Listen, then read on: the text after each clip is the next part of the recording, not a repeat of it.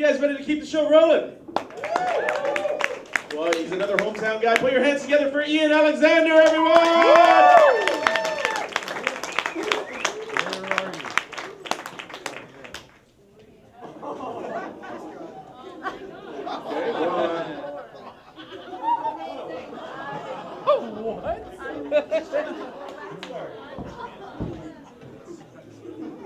Hi. How's it going? My name's Ian. Thanks for having me. It's super nice to come here and get to expose who I am. This is a great venue, really. It's nice in here. The advertisement right behind me there. So before you get your panties in a bunch, you have no idea what it's like to walk around here all night with pants on, with the panties already in a bunch. You have no fucking idea. All right? But I've committed to the bit, so you're welcome. Second thing, of course, what I have to do is I want to thank Cassandra Perry for booking me. If you don't know who she is, you might have seen her face tonight. She runs marketing, I hope. She booked me very professionally on Facebook a little while ago. She said, hey, do you want to open for Jeff Leeson? I said, absolutely. And she said, I was like, well, how long do I have? And she said, oh, about 35 minutes or so. And I'm like, okay, that's great for the audience. You're welcome. Oh, wait, that's fine. I'm a fucking professional, dude, right? Some people, holy shit. She said, well, how much do you charge? I said $1,000 per minute, so 35 grand gets you this. And then I said, okay, well, what can I swear? And she's like, oh, yeah, it's 19 plus. I was like, fuck yes. She's like, well, don't be too vulgar. And I was like, son of a cunt's twat. Which is my way of saying, oh, golly gee fuck. Then she added, she says, I feel like I have to add this, but no nudity? LOL. And I had some questions, but I thought it would be more fun to address them with an audience. Because I was like, well, what really constitutes nudity, really? You know what I mean? I'm thinking, like, we're at the Stubborn Mule, and it's great, I love it here. I don't come here a lot, but when I do here, they have the fantasy fashion show with, the girls wearing, next to nothing, but, like, they cover up the important parts. And then I'm like, well, what constitutes the important parts? Like, what are we really trying to say with censorship here? I figure, just covering up what we've already all seen is almost as pretentious as, advertising a show whilst in the show. So I'm like, you know what? Fuck it. You know what? I'd also like to thank Jeff Leeson for letting me open tonight for him this way. You might have seen Jeff Leeson, you might have seen his face here tonight. So really,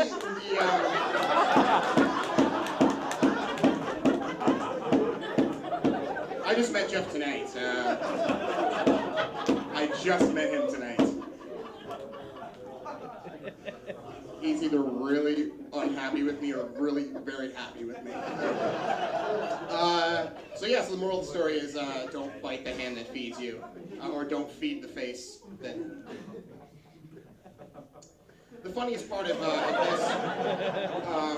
was I kept forgetting that there's got to be a time where I put my clothes back on to do the rest of the show. I kept forgetting that. But then I thought, you know what, that might be the funniest part, putting the clothes back on. Or it'll be the saddest part of it. So bear with me while I put my clothes back on. You're welcome. But seriously, putting clothes back on after, oh look, he did a big thing. It's almost like when a stripper's done, and as soon as it's done, she immediately stops being sexy, and it's just like, oh, where's my shit? Where the fuck is... That's kind of how I feel right now. So I'm gonna milk it. I'm so gonna milk it. It's like when you finish having sex with a person, as soon as it's done, you stop being sexy, and it's just like, it was great sex. You're not sexy anymore. But yeah, you might have noticed. Hey, thanks for joining, guys. Come on, sit down. Take a load off. I'm a hairy motherfucker, eh? Anyone else hairy motherfuckers in here? Have a little too much hair all over them? Actually, I practiced this earlier today, and I need to remind myself to unbunch my underwear before I pull the pants up, because it will really affect the rest of my set. Give me a second. Oh, that's good. Say goodbye to Jeff, everybody. Bye, Jeff. He's coming back later tonight. Very different fashion, trust me. All right. So yeah, a round of applause. Hairy motherfuckers. Like people who are hairy, but you know, they don't pull it off well, like, you know, people on HBO shows. It's just the hair plus smushiness. I don't know if you noticed, like I'm not a fat guy, but I'm definitely, there's nothing toned about me. It's just a nightmare everywhere. And when I'm wearing like tighter pants, like this hair's fucking everywhere. Look at this shit, it's everywhere. It's in places it doesn't need to be. And like, if you guys saw these Kardashian cheeks, I mean, like, no white male needs this much fat right here. Look at this.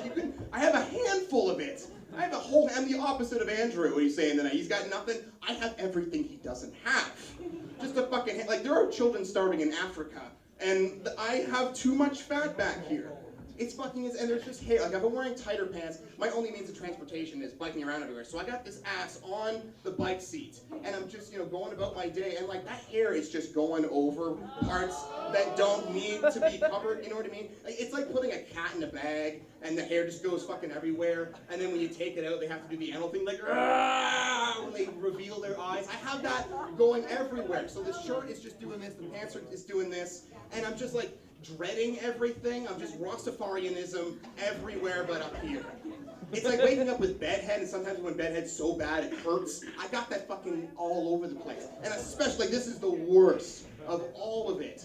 And like, when I used to have sex, I don't have sex anymore, and I know that after tonight, no one will ever fuck me again, and I'm fine, I accepted that. But back when I used to have sex, I would have the same problem with all the hair all over my ass. I'm going to illustrate how I used to have sex with you people. I would get on my knees, let me finish, and I would be like this, and I would spread. And by the way, the fucking white male ass in this position, no one needs to be looking this way. Like, it's just fucking awful. It's like a fucking, like, just pasty white, but then the black hair all over, it's all tangled. It's like a perfect rat tail of hair that somehow my pants made. It's like a fucking wedding cake. Like, after, you know, the bride and groom were like, oh, but then they didn't eat it, but then someone at the end of the party was like, we gotta save this shit. They put it in a fridge, and then over time it's just sitting there, and then it gets like this thin layer of fucking fuzz over time. You know what I mean? We open the fridge and it's still like, ugh, but it's still cake, and you still, you know what I mean? That's kind of my appeal to women, I feel. You know what I mean? It's kind of like, ugh, but he's still a person. Well, give him a go. That's what's going on down here.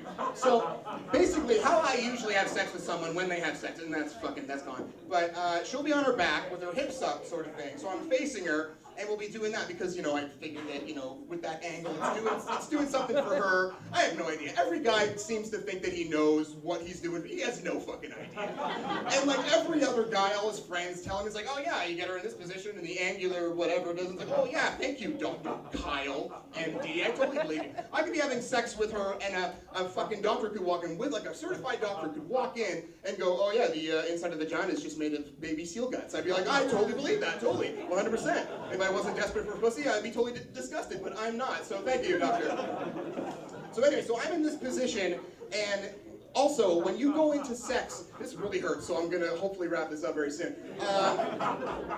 When a guy goes into sex, he has no preparation time. When you're a girl, you get to go to the bathroom for fucking 2 hours, and we will wait for you. If you're a guy and you've had shit happening like I do, under my clothes all day, the hair tangling up, and you find sex, you don't get to go, oh, let me go take care of some shit. They will not wait for you. So basically, when the clothes come off, she's having sex with your day. She's fucking the day you had, and it stays there. So you have to basically take care of it while fucking her, and hopefully she doesn't see that you're trying to untangle hair that's just fucking and not get it on her. And I know everyone in the room who has hair has got the hair on her, and you don't want to pick it off because that's impolite. Really? So you're doing this, and I'm about to come, she's about to come, but I need to fucking untangle this back here, so I'm looking for when she's not looking me in the eye, and of course she looks me right in the eye as I come, she comes. She thinks that when I'm coming, I'm fingering my own goddamn asshole. That's sex with me. thought I'd share it in case you were wondering. That's sex with me. But yeah, no one ever fucked me again. No girls. It's done. Fuck it. Whatever. But you know, masturbation's always there for me. Masturbation, she's always been good to me. You know what I mean? She's known me the longest. You know, she understands me. She's always there for me. You know what I mean? Like every guy in this room doesn't remember the first time they masturbated, but they know it was a little too young, like 7 when it shouldn't have happened, and it probably happened on accident to a photo of your cousin or something. Admit it, that's how it started. You know what I mean? And then you evolve, you know, and masturbation is always there for you. You grow up with it, and it's like that old girlfriend you always keep going back to. You shouldn't, but she gets you, so you keep going back. Masturbation's great, it's fantastic. And then you evolve as a person, and you learn about pornography. You discover your dad's porno stash, and then over time he discovers yours, but then you never talk about it with each other because it's too fucking awkward. But you both know that each other knows about it. So you're just praying to God that there's never a moment where it has to come up between the two of you. But then you evolve, and you keep going to his sock drawer, and you realize that his porn's changing, but your porn's changing too, so you feel like you can actually judge his porn. Like you're a fucking porn commenter, like, really, Dad? Afro Bush, for fuck's sake. So you hope there's never that moment where you have that argument, like a three-way argument with your dad and your mom, where like you're trying to get your mom on your side, he's trying to get his wife on his side, she's doing the dishes, and we know we have all that ammunition ready to go. It's like, like really, she's doing the dishes, so you're having like a silent, oh, tell me.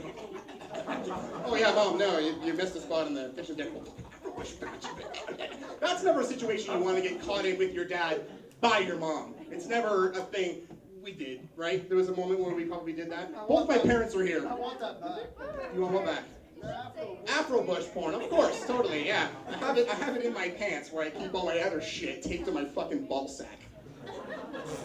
But no, dating is hard, especially when you're me. No, and I'm trying. Like, I try and talk to girls, but like, believe it or not, I'm a nice guy. I really am. I'm not the kind of guy that's like, yeah, fuck a bunch of bitches. I'm not that person. Please just date me. Just be in a relationship with me.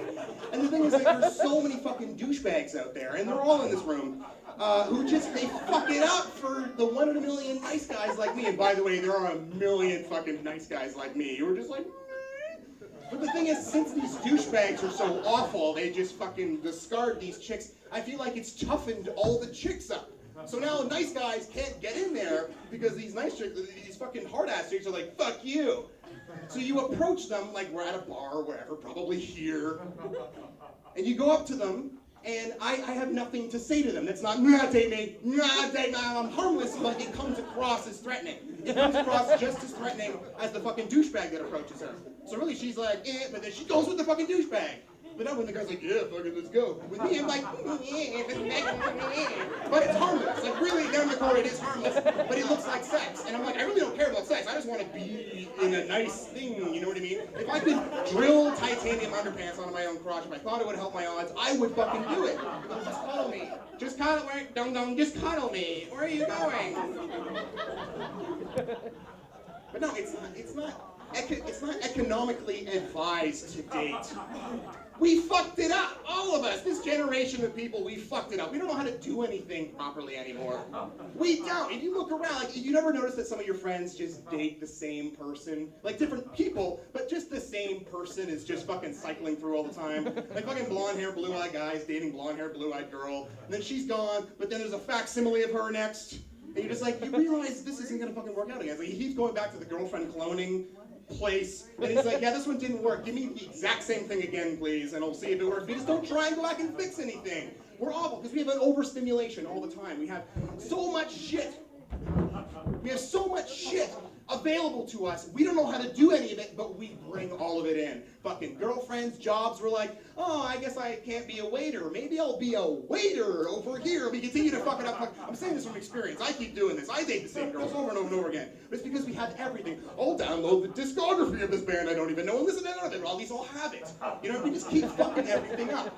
We're like an ant farm. You ever had like an ant farm when you were a kid, like a fucking glass case, it's just full of sand, and there's all these ants that are just making these tunnels, and it's so important. They have no idea that it means nothing to the rest of the world. It doesn't affect the environment at all. It's like, oh, they're paving the way for Mother Nature to what? No, they're in a fucking glass case, but they have no idea. But they're putting their fucking heart and soul to making all these valleys and whatever. So when you shake that shit up, when life shakes up around you, the ants don't do what everyone should do, which is like, oh fuck, that was fucked up. I should really reassess my priorities. And no, they just immediately start building shit again. And that's what we do in life. We're just like, oh, that was fucked up. Well, I'll fuck this thing up, and I'll fuck that. We just everything over and over and over and over and over again.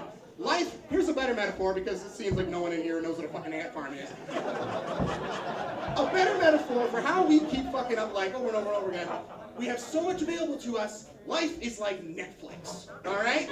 I know that everyone in this room who has ever had a session on Netflix knows that they will spend longer time than it takes to watch a fucking movie than to decide what fucking movie to watch. There's just so, I want to watch that, maybe I watch that, my girlfriend said it was okay, and then you never fucking watch a movie after 3 hours, you go to bed. You know all these movies exist, but you don't fucking watch them. And that's it, we have everything and we don't know how to fucking do it. It took me 25 years to get to know my dad. My father, he's in the building. Round of applause for my father. I love this man dearly, I do. It took me 25 years to get to know that he could be doing everything I'm doing right now. It took me that long to find out who he really is. He could be a stand-up comedian, he could be a filmmaker, all the things that I do. But he has done none of those things, which is a great fucking thing. Do you know why he's done none of those things? Because when he was my age, no one looked him in the face and went, you can do anything you want to. Possibilities are endless. You can go to this school and that school and do this, and you can be an astronaut. You can use Twitter in space. That's what NASA training does for you now. You can be, no, one person looked at his face and went, you're gonna work on the railroad forever. He was like, yeah, sure, whatever, fuck. And he's with my mom, 35 years? They're still together, they're happy. He made one choice, and he stuck the fuck with it. And it's terrible. Every fucking day, he looks at mine and my siblings' faces, and he caringly and lovingly says, yeah, you've ruined my life. And we're like, absolutely, we totally ruined your life. And you're being honest. It's the honesty, folks. We're like, yeah, we're sorry you fucked mom 3 times. That's our fault. That's totally our fault. It's like every day this truck sits in the driveway and I don't get to work on it is another day that I regret not getting you aboard. All 3 of you. And we're being like, absolutely, Father, we thank him for it. Because he didn't have too much fucking all the time.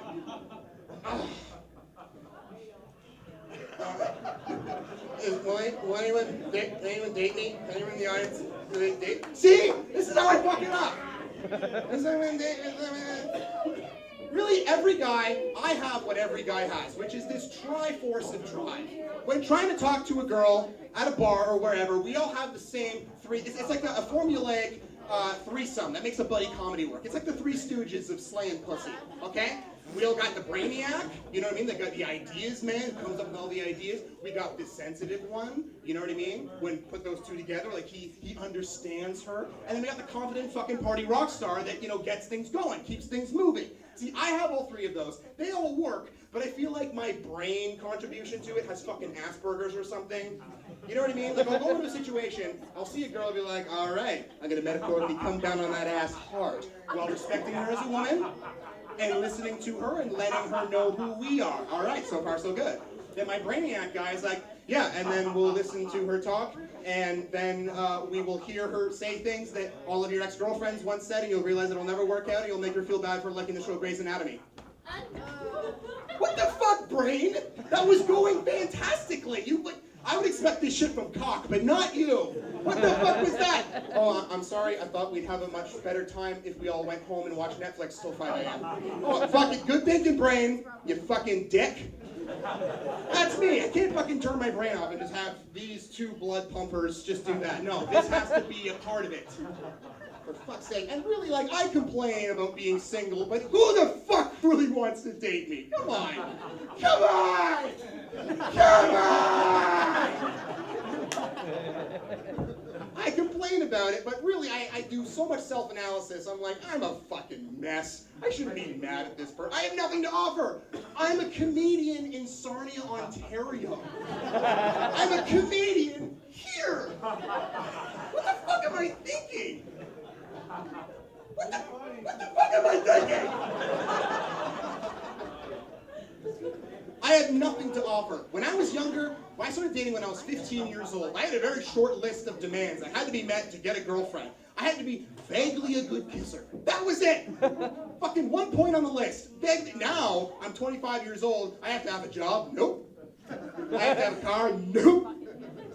I have all these, and I date older women. I mean, like older women, like 10 years older than me, like people with kids. You know? So when I was like 20 years old, she's 30, they got kids, they want a father figure. I totally get it. I understand how that works. And they're attracted. I'm the fun guy, play with the kids, you know it works. Now I'm 25, they're 35, and their kids are people, and they're my height. And I don't have a car, so it's like, what do I expect them to do? Just come fucking pick me up in their minivan full of their grown children, and I also get into their minivan? So they just adopted me? That's sexy, Ian, absolutely. What the fuck am I thinking? And I get mad at her for not dating me? Jesus Christ. But seriously, like, I go for the wrong girls too. I'm attracted to absolutely the wrong girls.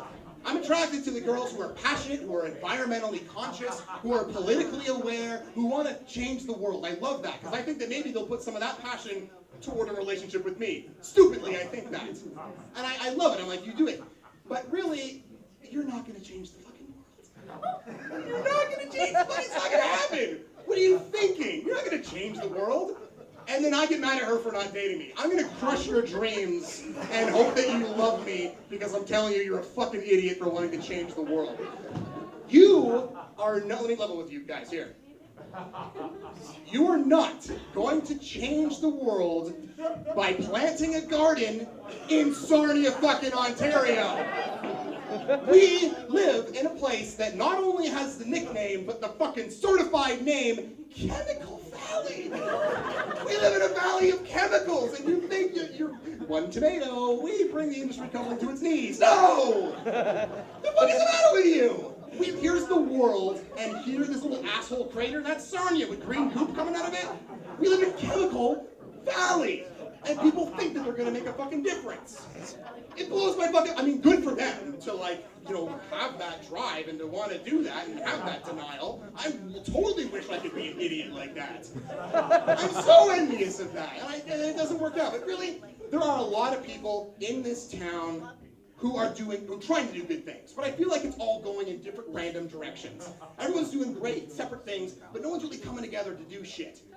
I think that if we were to all channel all of that energy and focus on one thing, we could make really a difference. Instead of focusing all our energy on fucking planting one tomato in a garden, or trying to keep a once independently run music festival, now corporately run music festival, on a small terrain that it does not fucking fit on, that it's totally destroyed, and we fucking award it with government checks, keep doing it, and then it gets to decide that it's no longer a fucking festival. Instead of putting all this energy and money and blah, blah, blah into opening and closing every fucking Oriental sushi place and same things, all, just keep them open, close them up, keep them open, close them up.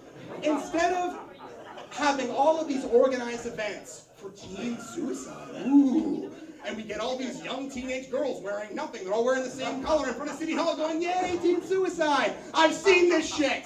What the fuck are you, you're celebrating what? You need the channel, and it's all good. It's all energy. It's just put in the wrong spots.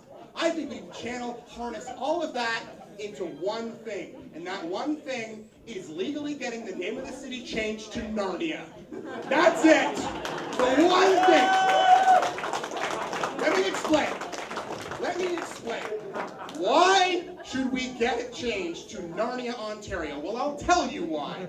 Is it because people use it slightly more than they call it Sarn Barn or Sarn Hole because it rhymes more? No! It's because we live in fucking Narnia, okay? Take a look around you. We live in a place where everyone who lives around Sarnia has no idea Sarnia fucking exists. It's a mystical place that no one understands. When they stumble, they're like, what the fuck? Where am I? When you have friends who don't live in Sarnia that come and visit you for like a weekend, 1,000 years goes by in that one weekend.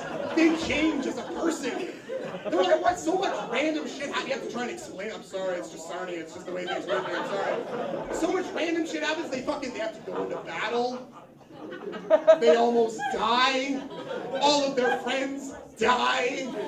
They feel like they were on drugs the entire time because they were. They don't remember taking the drugs because they didn't voluntarily. It's a fucking nightmare. And then, when those friends leave Sarnia and they go back to wherever they're from, they look in the mirror and they're like, no time passed. I lived a fucking 40-year time span, learned everything, and no time passed. You couldn't rent Chronicle Chronicles of Narnia at a video store in Sarnia for the longest time, without going to a fucking convenience store. Have you seen the people here? Have you taken a gander at the faces? We hit every point on the mutant food chain. All right? We're not a fucking select group of people, okay? We're not like Salt Lake City, Utah, where everyone's a fucking pale Mormon. We're not like Beijing, where the one black dude's fucking Waldo. No! You go to a place like Two Amigos. You walk in there, it's like walking into a bar on Tatooine from Star Wars. You're gonna walk in, you're not gonna see the same people. You're gonna see fucking leprechauns and gremlins and a 9,000-year-old wizard and a lion that talks to you and doesn't eat you. He wants to, but he doesn't eat you. And then over here you see beautiful pixies and a princess and a queen and then fucking talking, walking trees. It's fucking insane. Winter happens just whenever. Like the Ice Queen just descends upon. Is it a fucking blizzard? It's the end of May. And then, oh no, the end of the day, scorching sunset. All right. Our mayor is an ageless fawn who always wears a red scarf. Why does no one notice this shit? When the people who come to visit us, like I mentioned before, when they make their way into Sarnia, you ever drive into a city and you judge a new city by the shit that it has? It's like, oh, look at these stores, okay, I see where we're going with this. What are these people seeing when they travel into Sarnia? Fucking boathouse clothing, garage clothing, tuxedo stores, clothing repair stores, baby stores, plus-size clothing stores, dumpsters filled with bags filled with clothing. You have to travel through a fucking wardrobe to get here! Narnia! My name's Ian Alexander, thank you.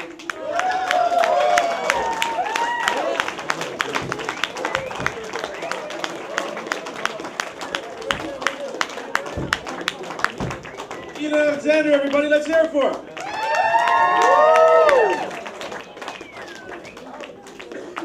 I learned a few things during that set. A lot of things, actually. One, that you guys have a pretty good sense of humor about yourselves. And you also have a very good wealth of knowledge about the fucking Chronicles of Narnia. No, is it required reading in this school board, or what's going on? Love that one. That was awesome.